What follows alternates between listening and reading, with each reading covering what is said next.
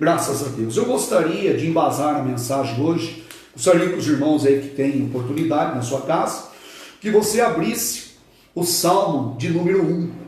Nós vamos meditar no Salmo 1. Um salmo que introduz os salmos, né? O Salmo 1. E esse salmo é bastante conhecido, é um salmo clássico, né? Muitos conhecem esse salmo. E nós vamos estar meditando brevemente nele. Talvez alguém aí esteja até rindo, né? Dizendo, o pastor Prado está dizendo que é meditar brevemente no salmo. Sim, eu vou tentar meditar brevemente no Salmo 1 hoje, né? Mas vamos deixar o Espírito Santo nos levar, conforme eu sempre criei e sempre pedi, que Deus nos leve aos pastos verdejantes da palavra dele, né? Nós somos ovelhas do seu pastoreio e que ele nos leve aos pastos verdejantes da palavra. E isso é maravilhoso. Então o Salmo 1 diz assim, meus amados irmãos, né? Talvez você saiba até decor, como eu também já sei decor, mas diz assim a palavra do Senhor, Salmo 1. Bem-aventurado o varão que não anda segundo o conselho dos ímpios, nem se detém no caminho dos pecadores, nem se assenta na roda dos escarnecedores. Antes tem o seu prazer na lei do Senhor, e na sua lei medita de dia e de noite, pois será como a árvore plantada junto a ribeiros de águas, a qual dá o seu fruto da estação própria, e cujas folhas não caem, e tudo quanto fizer prosperará. Não são assim os ímpios, mas são como a moinha que o vento espalha. Pelo que os ímpios não subsistirão no juízo, nem os pecadores na congregação dos justos. Porque o Senhor conhece o caminho dos justos, mas o caminho dos ímpios perecerá. Bom, esse é um salmo extremamente conhecido, e é um salmo que introduz o livro de Salmos, né? Os salmos bíblicos, e é um salmo que faz um contraste entre o justo e o ímpio. Ele vai contrastar o caminho desses homens. E vai mostrar que cada um desses dois tipos de homens tem uma característica e terá também as suas consequências. Existe a lei da semeadura, a lei da consequência, a lei das repercussões, a lei da retribuição na vida dos seres humanos. Mas o que eu quero hoje focar com os irmãos de uma maneira breve é sobre os 3 verbos que nós encontramos aqui no versículo 1, onde diz assim, bem-aventurado o varão que não anda.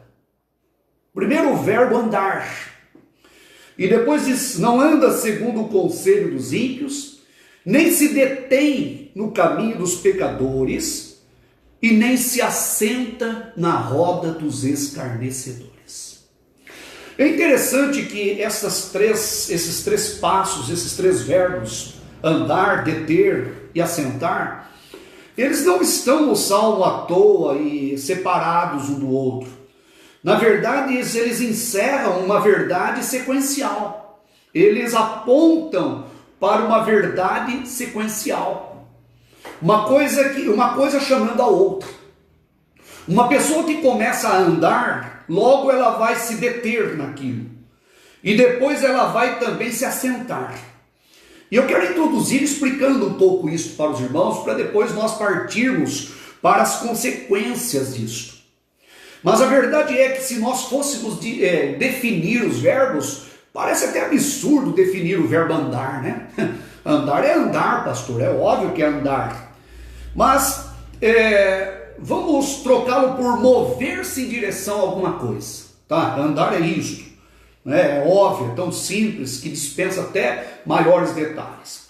Mas a Bíblia diz que bem-aventurado o varão que não anda segundo o conselho dos ímpios.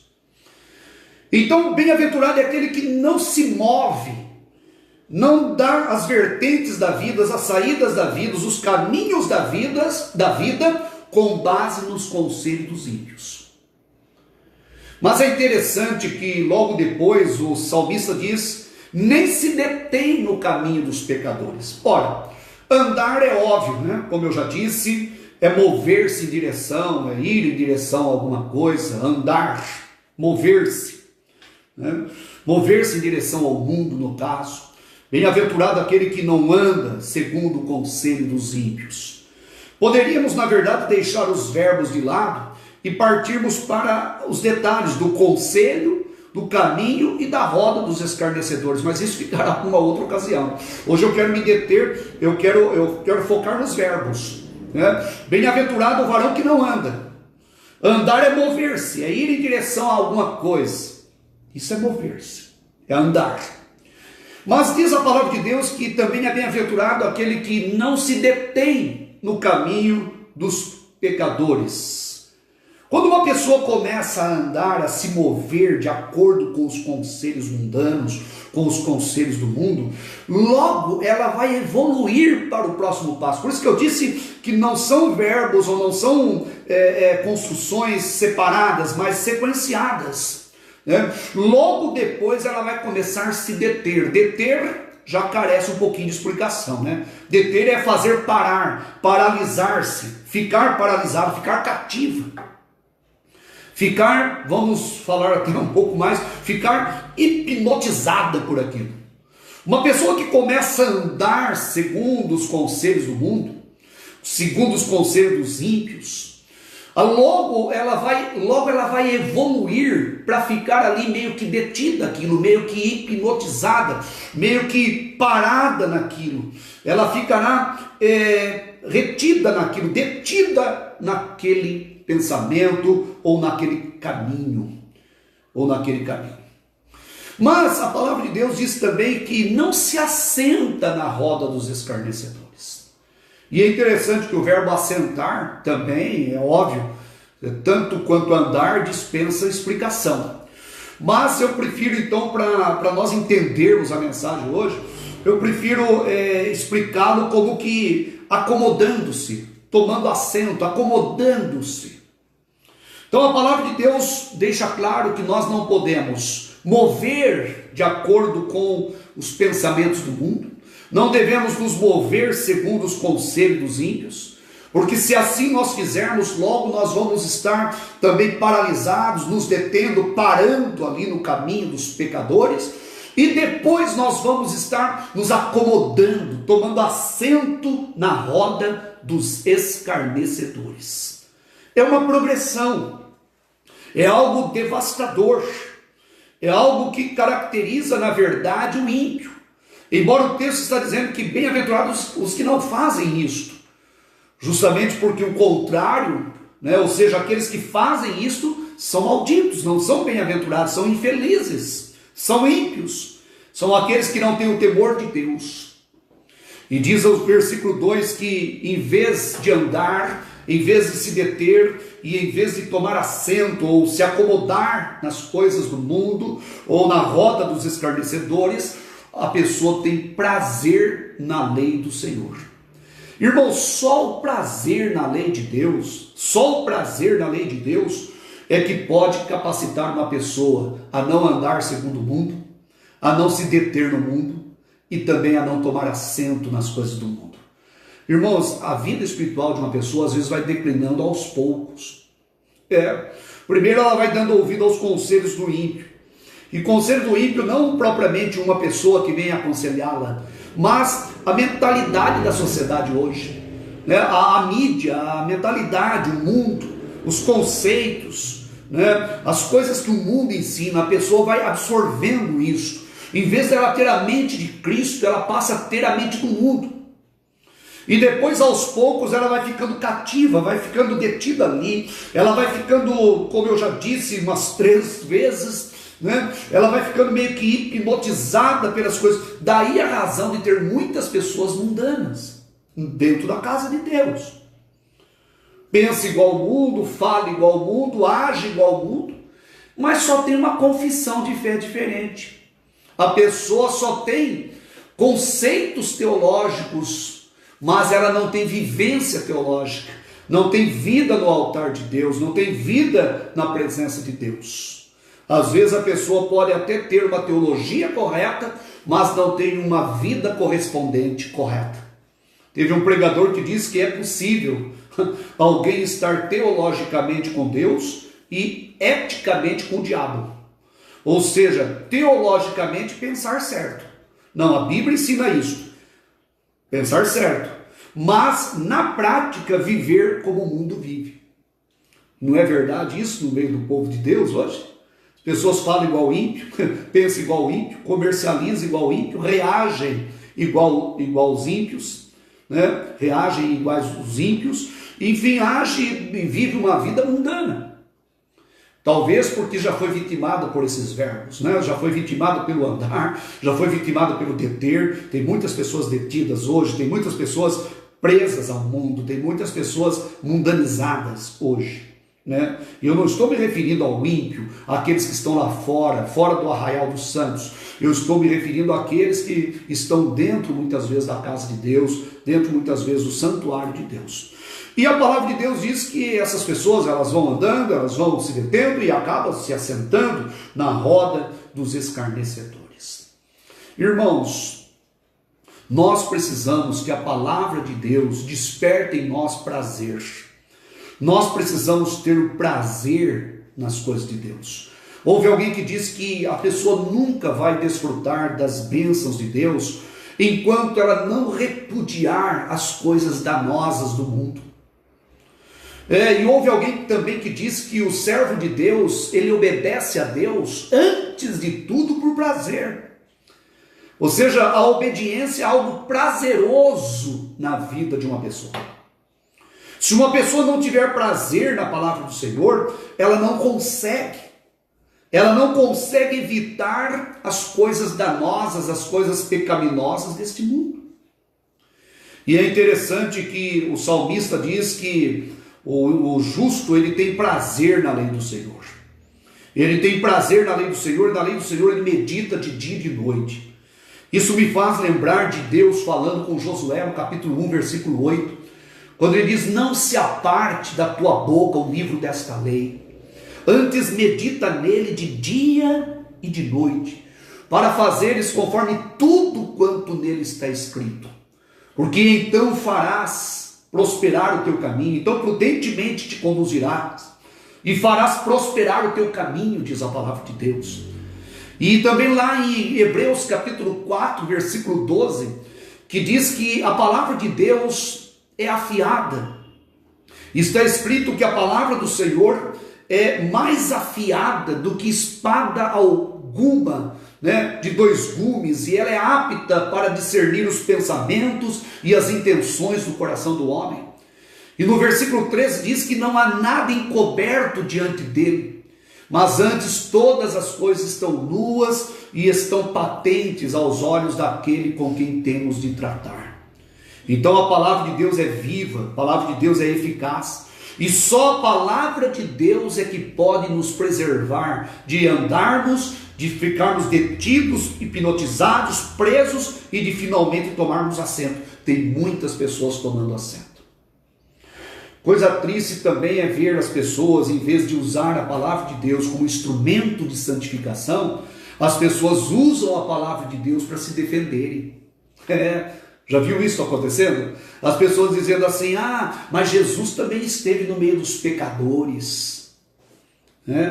Ou seja, a pessoa, em vez de pegar a palavra para ser um instrumento para se santificar, ela usa a palavra para tentar em vez de ela usar a palavra para se santificar, ela usa a palavra de Deus para se defender. Parece aquela pessoa que fica tentando encontrar uma brecha na lei, sabe? Surge uma nova normativa, a pessoa já, deixa eu ver se tem alguma brechinha para eu escapar disso. É aquele tipo de pessoa que fala assim: mas Davi também adulterou. Você já ouviu falando isso? A pessoa que faz isso, ela está blasfemando. Ela está usando a palavra de Deus não para se santificar, mas para se justificar. Se a pessoa tivesse 1% da vida que o rei Davi tinha no altar de Deus, a pessoa não diria uma coisa desse nível. A pessoa diz assim: mas Noé também bebeu, saiu da arca, bebeu também. Ou seja, a pessoa sempre está tentando buscar uma brecha na lei, sabe? Em vez de ver na palavra um instrumento para se santificar, Não, a pessoa fica tentando encontrar na palavra de Deus alguma evasiva, alguma brecha para justificar a sua atitude de alguém que está sentada na roda dos escarnecedores. Irmãos, Jesus, todas as vezes que ele se aproximou dos pecadores, ele se aproximou com o único objetivo: ganhá-los para o Pai, ganhá-los para a eternidade. Você não vai encontrar uma pessoa que vai falar assim para você: olha, eu estive lá no boteco, fiquei o dia inteiro no boteco lá, no meio dos pecadores. Quando eu saí de lá à tarde, eu ganhei 5 almas para Jesus. Eu fiquei lá só para ganhar elas. Você vai encontrar pessoas assim? Não vai. As pessoas que gostam de ficar na roda dos escarnecedores gostam porque já estão cativadas, já estão hipnotizadas pelo mundo, já perderam o prazer nas coisas de Deus. Daí a razão de participarem disso, daquilo, de conversas, de atitudes, compartilhamento de coisas mundanas, e a pessoa não consegue andar na contramão da sociedade. E mesmo que seja com o objetivo de ganhar a pessoa, não ganha ninguém. Eu nunca vi pessoas ganhando almas para Jesus desta forma. O mundo precisa ver em nós a mensagem da cruz. Houve alguém que diz que, na verdade, nós sabemos que tem 4 evangelhos: Mateus, Marcos, Lucas e João. Mas houve um pregador que sabiamente diz que, na verdade, são 5 evangelhos: Mateus, Marcos, Lucas, João e a nossa vida. Se as pessoas não conseguirem ler Cristo em mim, não conseguirem ler Cristo em você, não conseguirem ler Cristo em nós, as pessoas dificilmente lerão Cristo nos evangelhos, nos 4 evangelhos. Elas não terão nenhuma atração pelos evangelhos se a nossa vida não demonstrar a luz bendita e gloriosa do nosso Senhor e Salvador Jesus Cristo. É impressionante como as pessoas usam a palavra de Deus para se defenderem e para se justificarem, em vez de usá-la como instrumento para se santificar. A palavra de Deus é para nos lapidar, é para nos santificar, né? É para trabalhar e moldar os nossos corações, é para fazer com que nós andemos de valor em valor, de fé em fé, de graça em graça, de glória em glória, de vitória em vitória. É fazer com que, o objetivo da palavra de Deus é fazer com que nós conheçamos e prossigamos em conhecer o nosso Deus cada dia mais, e não tentando encontrar brecha como os fariseus. Os fariseus, eles eram especialistas em querer usar as escrituras. Lembra também, não só dos fariseus, mas lembra do doutor da lei? O doutor da lei, certa feita, a Bíblia diz, querendo se justificar. A Bíblia faz questão de dizer querendo se justificar. Ele diz, mas quem é o meu próximo? Olha só, ele queria se justificar. E ele não se deu por conta, o doutor da lei, ele não se deu por conta que com esta pergunta dele, a pergunta dele, na verdade, era uma pergunta capciosa, aquela pergunta envolvente, aquela pergunta de evasiva, de encontrar uma brecha. Mas ele acabou não percebendo que a pergunta dele revelou que ele não conhecia o próprio Deus. Como assim, pastor? Eu vou explicar para você. Eu vou explicar. Quando ele pergunta quem é o meu próximo, ele está demonstrando que ele não sabe. Ora, se ele não sabe quem é o próximo dele, ele não ama o próximo dele. Porque ele não sabe nem quem é. E se ele não ama o seu próximo, ele não conhece a Deus. Então, indiretamente, ele estava se condenando com a própria pergunta. Então, mas o doutor da lei fez isso. Quem é o meu próximo? Daí Jesus conta a parábola do bom samaritano, e ele vai mostrando para aquele doutor. Mas a pergunta do doutor não era pergunta de dúvida, era pergunta capciosa, envolvente. Os fariseus também, eles ficavam dioturnamente tentando encontrar uma evasiva. Em vez de usarem as escrituras para se santificarem, eles usavam as escrituras para se justificarem. Eles queriam encontrar alguma brecha, Certa ocasião eles falam para Jesus, mas Moisés mandou fazer isso. Não vou entrar nesse detalhe hoje aqui na live, mas eles tentam ali prender Jesus, usando a própria escritura, tentando pegar Jesus em alguma falha, tentando lançar Jesus contra as escrituras. Enfim, eles eram maliciosos. Daí a razão de Jesus dizer, ai de vós escribas e fariseus.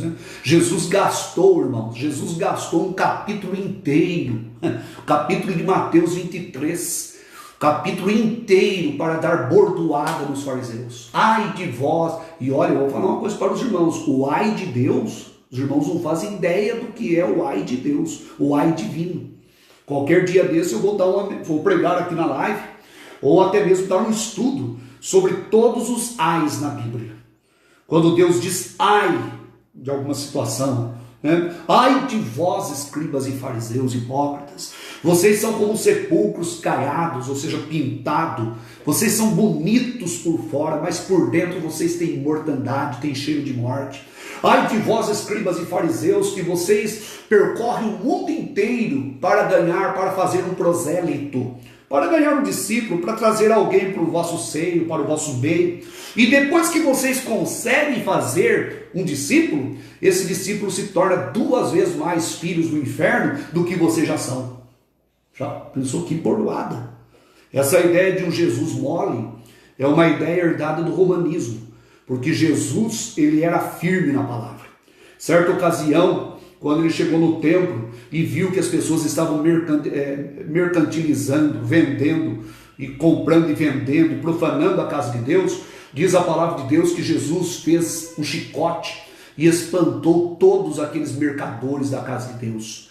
E aqueles homens uma multidão poderia facilmente resisti-lo, até porque ele era apenas um homem de 30 anos, 30 e poucos anos, mas ele estava na autoridade divina. E a Bíblia diz que ele fez aquilo porque o zelo pela casa do Pai devorava ele por dentro. Irmãos, o zelo pelas coisas de Deus deveria devorar os nossos corações também. Nós deveríamos sentir um friozinho na barriga todas as vezes que nós vamos pregar, todas as vezes que nós subimos no púlpito, todas as vezes que nós entramos na casa de Deus. Nós deveríamos dizer: Deus, que a tua palavra seja instrumento para a minha santificação. Eu não quero fazer como aqueles que querem encontrar brechas na lei, né? Aqueles que querem encontrar algum meio para se justificar. Não, eu quero ter prazer na tua lei, eu quero meditar nela de dia e de noite. Eu quero não me desviar dela nem para a direita e nem para a esquerda, mas eu quero fazer conforme tudo quanto nela está escrito, porque daí eu farei prosperar o meu caminho, eu prudentemente me conduzirei e farei prosperar o meu caminho, e o Senhor vai realmente honrar a vida dessa pessoa. Irmãos, eu conheço e já conheci muitas pessoas que usam a Bíblia, né? Mas não permitem que a Bíblia trabalhe e santifique suas vidas. Palavra de Deus, irmãos, ela é viva, palavra de Deus, ela é eficaz, palavra de Deus é penetrante, a palavra de Deus é gloriosa. A palavra de Deus é tão poderosa que ela é a única força capaz de impedir que a pessoa ande segundo o mundo, que a pessoa se detenha nas coisas do mundo, no caminho dos pecadores, e ela é única força capaz de nos proteger, de nos assentar, de nós tomarmos assento, acomodarmos as coisas do mundo.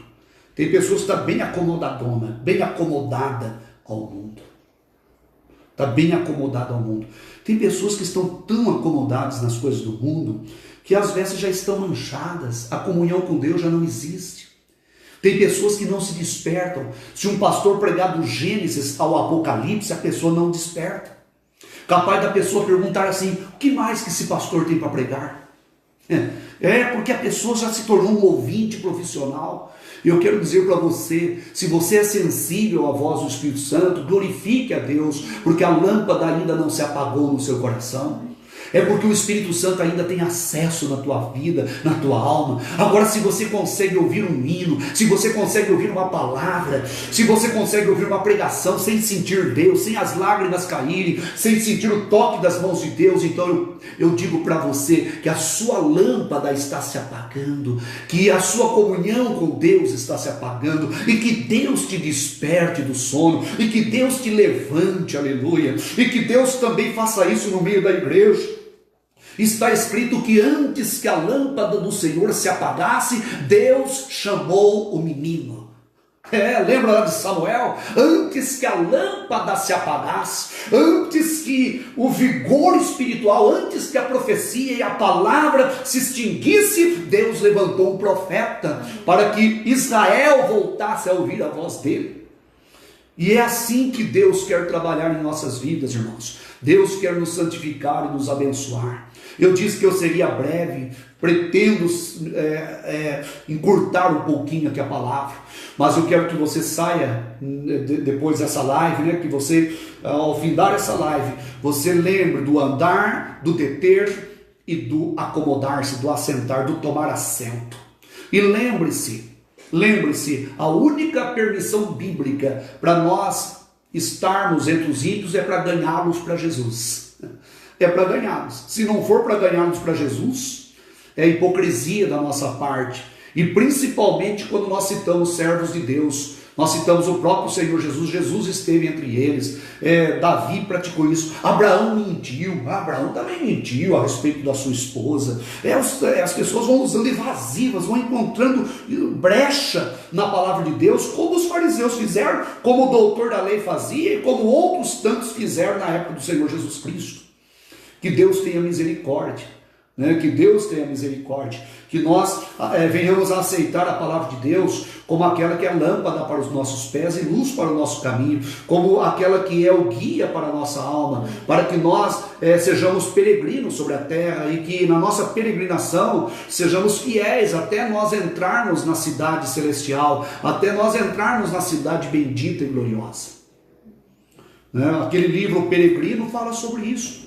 Aquela pessoa que sai da cidade da destruição para ir em direção à cidade celestial. E ao longo da sua vida, ele vai enfrentando muitas situações, muitas barreiras, muitas dificuldades, mas a palavra de Deus foi norteando ele. Sabia que O Peregrino, o livro O Peregrino, é o livro mais lido e mais vendido do mundo depois da Bíblia?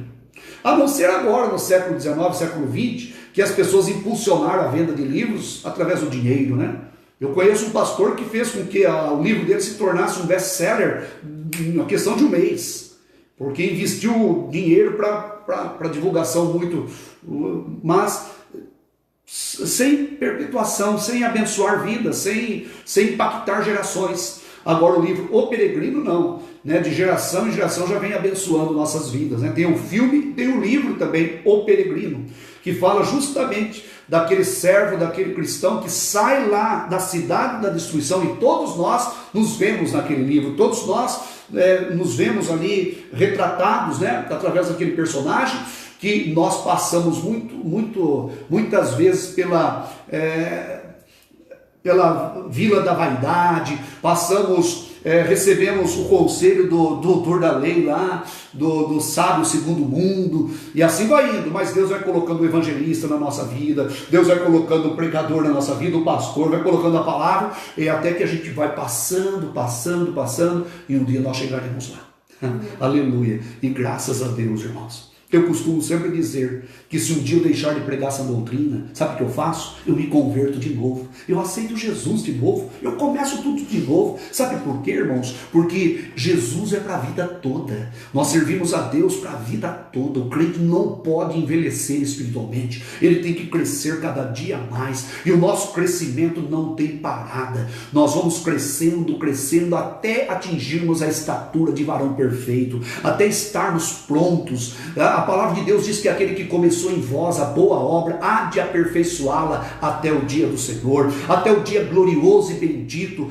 Deus quer lapidar minha vida, lapidar a sua vida, trabalhar nos nossos corações, nossas vidas, para que nós sejamos cada dia mais parecidos com Cristo. Aleluia. A mensagem hoje está sendo um pouco mais evangelística, um pouco menos pegajosa no seu pé, no pé daqueles que estão ouvindo, mas eu sei que a palavra tem poder para fisgar a pessoa e tem poder para mexer com a pessoa. Deixa Deus trabalhar com você, deixa Deus trabalhar na sua vida, certo? E com a Bíblia não adianta a pessoa querer discutir, né? Essa palavra ela permanece. Muitas machadadas já foram dadas contra as Escrituras. Teve um teólogo que disse que a palavra de Deus é uma bigorna que já consumiu muitos machados. Imagine só os machados batendo na bigorna, na madeira, vai batendo, né? Mas ela é tão poderosa que consumiu já muitos machados que bateram contra ela, porque ela permanece, ela não muda. A palavra de Deus é viva e gloriosa. E sabe de uma coisa? Deus sempre vai levantando pregadores. No passado teve pregadores fervorosíssimos, Quando eu leio e quando eu estudo os heróis da fé, eu fico pensando, meu Deus, eu gostaria de ser crente como aqueles eram, como aqueles homens eram. E eu tenho certeza, irmãos, que se Jesus não voltar na nossa geração, Deus vai levantar pregadores, Deus vai levantar homens e mulheres cheios do Espírito Santo para perpetuar a mensagem da sã doutrina no mundo, porque Deus é fiel. E Martinho Lutero diz que Deus não faltará para com a sua obra, e se nós formos indignos dela, dizia ele, se nós formos indignos dela, Deus a fará por intermédio de outros. É verdade, Deus não falta, Deus não falha para com a sua obra. Se nós formos indignos da obra, Deus a fará por intermédio de outros. Isso que dizia Martinho Lutero.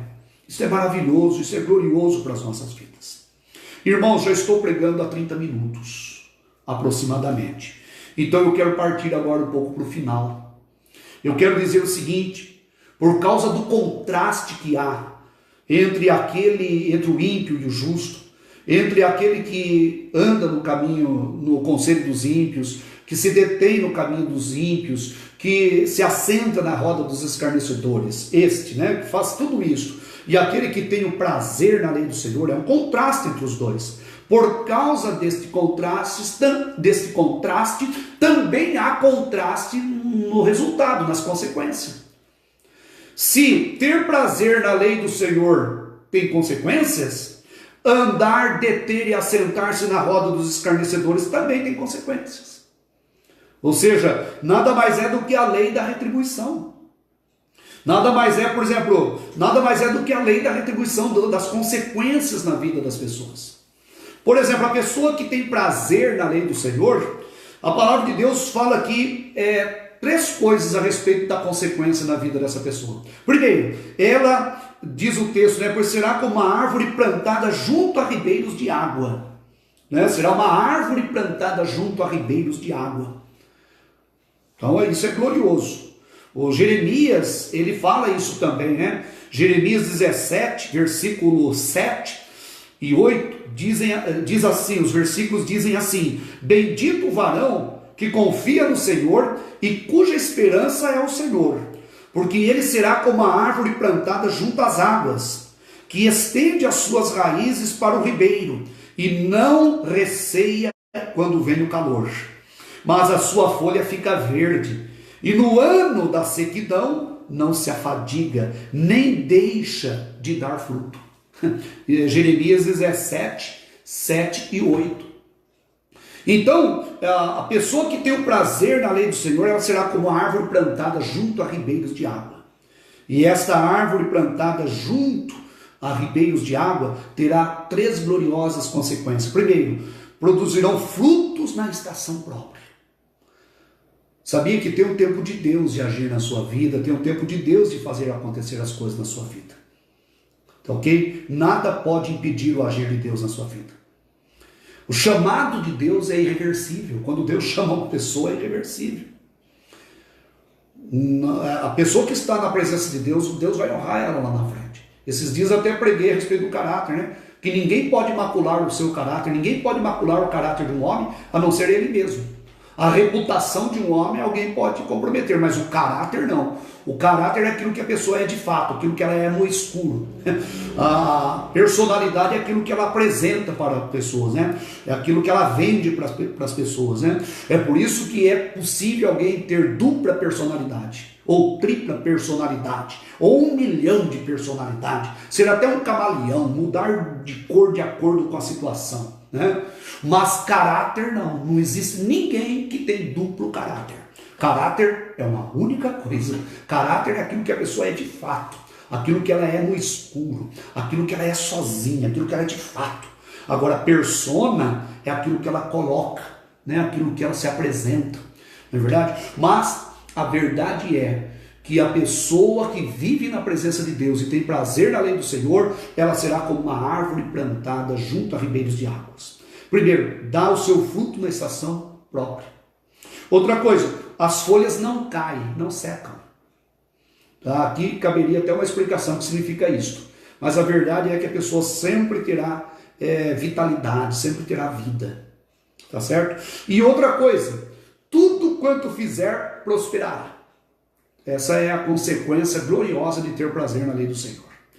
E como eu disse, há um contraste. Os que andam, os que se detêm e os que se assentam na roda dos escarnecedores também têm a consequência. E qual que é a consequência? A Bíblia diz que serão como a moinha que o vento espalha. Diferente da árvore. Serão como a moinha que o vento espalha. E é interessante que também tem 3 consequências. Primeiro, não tem estabilidade. A pessoa não tem estabilidade. Não tem estabilidade. Segundo, ela não suportará o juízo de Deus. Está escrito que não subsistirão no juízo. E diz, não permanecerão também, em terceiro lugar, não permanecerão na congregação dos justos. Não permanecerão na congregação dos justos. Interessante isso, irmãos. Não permanecerão. Eu sempre, quando eu explico o Salmo 1, seja pregando ou seja dando aula, né, no curso de teologia que a gente ministra na igreja, né, eu sempre falo que quando diz não, pelo que os ímpios não subsistirão no juízo, nem os pecadores na congregação dos justos. Eu sempre explico que isso se refere à terra, não ao céu. Porque as pessoas podem pensar que está se referindo à eternidade, não, está se referindo aqui. Não permanecerão, né, os pecadores na congregação dos justos. Não tem sentido ser o céu, porque lá no céu nem entra. Não pode entrar e depois não permanecer.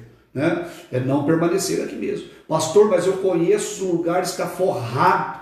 Sabe por quê? Porque a palavra não corta. Porque se a palavra cortar, o ímpio não fica. Mas e o joio e o trigo? O joio e o trigo tem uma dimensão mundial. Tem a ver com os filhos de Deus na terra e os ímpios. Não propriamente, não necessariamente dentro do santuário. Pode também ter o sentido do santuário. Não é errado aplicar a parábola se referindo à igreja. Mas a parábola diz respeito ao mundo de uma maneira muito mais ampla do que nós imaginamos. A verdade é que a casa de Deus, irmãos, a casa de Deus, eu costumo sempre ilustrar, né? Que a casa de Deus é igual um pomar, né? É igual uma plantação, um pomar. Se você chega naquele pomar lá e tem fruto no chão, e tem uma árvore, um galho caído sobre o outro, e tem bicho nas coisas, e tem mato caído, e mato crescido, e tem espinho, e tem um monte de fruto podre, e tem um monte de coisa, você vai pensar assim, puxa vida, não tem quem cuide disso aqui, alguém, o dono disso aqui não está cuidando disso, não está cuidando, não é possível. Agora, se você chega num outro pomar, numa outra plantação, e vê que está tudo certinho, tudo limpinho, tudo organizadinho, né? Foi podada, coisa certinho, não tem. Não, você fala assim, olha, alguém está cuidando disso. A palavra de Deus diz, Jesus disse, eu sou a videira verdadeira e meu pai é o lavrador. Toda vara em mim que produz fruto, eu limpo para que produza mais fruto ainda. Mas aquela que não produz é cortada. E é interessante que Deus ele faz assim. Na casa de Deus, Deus precisa ter liberdade. Essa liberdade a igreja dá através de abrir o seu coração, de dar vazão à operação de Deus. Porque os homens resistem a Deus, rejeitam a Deus. Não que Deus seja impotente, incapaz de extrapolar a vontade do homem. Se ele quisesse, ele faria isto. Mas Deus respeita o livre-arbítrio das pessoas. E a verdade é que tem muitos lugares onde o lavrador não tem passado. Tem muitos lugares que Jesus está do lado de fora, igual a igreja da Laodiceia, né? Apocalipse 3:20. Eis que estou à porta. Era uma igreja que Jesus estava à porta, não estava dentro. Eis que estou à porta e bato. Se alguém ouvir a minha voz e abrir a sua porta, eu entrarei em sua casa, cearei com ele e ele ceará comigo. Nós usamos esse versículo para evangelizar, e ótimo, eu já usei para evangelizar, para ganhar almas em cima desse versículo, mas esse versículo está se referindo à igreja. Eis que estou à porta e bato. Né? É a igreja que tem Jesus do lado de fora. Que Deus tenha misericórdia, irmãos. Que Jesus passeie no nosso meio, como ele passeia entre o candelabro, que ele passeie no meio da igreja, que ele santifique a igreja, que ele cuide do pomar, que ele cuide da plantação, que ele cuide da sua eira, que ele cuide da sua casa, que ele cuide do seu santuário, né? Para que nós sejamos santificados e fortalecidos no amor, na graça e na bondade de Deus. Você sabe, para concluir, irmãos, que a analogia da árvore plantada junto às águas nos remete a um pensamento, o seguinte pensamento: as raízes, né, recebendo ocultamente o sustento, vão, né, dar os seus rebentos abertamente através dos frutos. Então é isso. As raízes lá no oculto buscam alimento, mas este alimento vão repercutir, vão dar os seus rebentos externamente, publicamente, abertamente através dos frutos. É assim. É impossível alguém plantado em Cristo que não venha transbordar em testemunho, em palavras, seja testemunho verbalizado, seja testemunho de vida, uma pessoa abundante nas coisas de Deus, uma pessoa que as pessoas olham o rosto da pessoa e falam, essa pessoa é serva de Deus, vê a pessoa falando, vê a pessoa agindo e fala, essa pessoa é diferente. Assim que Deus quer que nós sejamos realmente parecidos com Cristo, no nome do Senhor Jesus. E eu vou terminar aqui citando o versículo 6, que diz assim, porque o Senhor conhece o caminho dos justos, mas o caminho dos ímpios perecerá. Não vou entrar em detalhes, mas conhecer é participar, é estar ali no caminho. Deus, ele conhece, né, o caminho do justo, ele está junto com o justo, mas o caminho dos ímpios perecerá. Quando eu digo que conhecer é ter relacionamento, é estar junto, né? Como eu disse, não vou entrar em detalhes sobre isso, mas qualquer dia disso eu vou pregar sobre conhecereis a verdade, e a verdade vos libertará. Né? Jesus dizendo, eu nunca vos conheci, apartai-vos de mim. Não é que Jesus não teve informação intelectual ou conhecimento da existência da pessoa, mas Jesus nunca teve relacionamento com as pessoas. Conhecimento é isso, é ter relacionamento, é estar junto. Né? Eu sempre ensinei isso, que o verbo conhecer na Bíblia, em todos os sentidos, significa relacionamento íntimo. Todo sentido, até no sentido, né, até no sentido físico, né, da conjunção carnal de um homem com uma mulher, né, quando diz lá em Gênesis, né, que Adão conheceu Eva e ela concebeu e deu à luz. Então, em todos os sentidos, o verbo conhecer significa relacionamento íntimo, né? Então, quem conhece Jesus é porque tem relacionamento com ele, tem relacionamento com ele, anda com ele. E a Bíblia diz que aquele que diz estar nele deve andar assim como ele andou. Irmãos, que esta palavra fique no coração de todos os amados irmãos. Eu sei que ela foi um pouco mais breve, um pouco menos doutrinária, talvez um pouquinho mais evangelística, talvez um pouquinho mais incomodou talvez algumas pessoas, mas é isso, que a palavra de Deus nos incomode. Ela me incomoda todo dia, eu sou chuchado por ela todo dia. E a palavra tem que chuchar a pessoa mesmo, tem que ser como uma espada, dar uma chuchada na pessoa, porque tem pessoas que não se despertam. E eu quero concluir com esta palavra. Tem pessoas que não se despertam. Se você, como eu disse na mensagem, se você pregar do Gênesis ao Apocalipse, a pessoa não chora, a pessoa não ri, a pessoa não se alegra, a pessoa não se entristece, não acontece nada com a pessoa está morta para a palavra de Deus. Morta. Quando muito ela usa a Bíblia para se justificar, mas ela está insensível. E tem pessoas que são tão insensíveis à palavra de Deus, à ação do Espírito Santo, que só o arrebatamento da igreja que vai despertar a pessoa. E isso é uma tese que eu defendo. Escatologicamente, com base nas escrituras sagradas, eu pastor Prado, defendo esta tese. A tese de que tem muitas pessoas que estão num sono espiritual tão terrível que só um acontecimento da magnitude do arrebatamento é que vai despertar a pessoa. Se a pessoa vir hoje um morto ressuscitar, ela não se desperta. Se ela ouvir essa mensagem simples que eu estou pregando hoje, eu admito que é muito simples o que eu estou pregando, ela fala, isso eu já sei. Pastor Prado está nervoso hoje. Ou então o pastor Prado está confuso hoje, qualquer coisa do tipo, ela não se desperta. Se ela ouve uma mensagem poderosa do Gênesis ao Apocalipse, ela ouve com os olhos secos. Esse tipo de pessoa, só o arrebatamento vai despertar. Porque o arrebatamento vai despertar. Não vai despertar? Não é isso que está escrito? Que as virgens loucas vão gritar, abre-nos, abre-nos, abre-nos a porta. Elas vão ser despertadas, mas tarde demais. Agora, eu quero ser despertado pela palavra de Deus na mais leveza do toque da palavra. Quando a palavra de manhã já me tocar, eu já quero senti-la.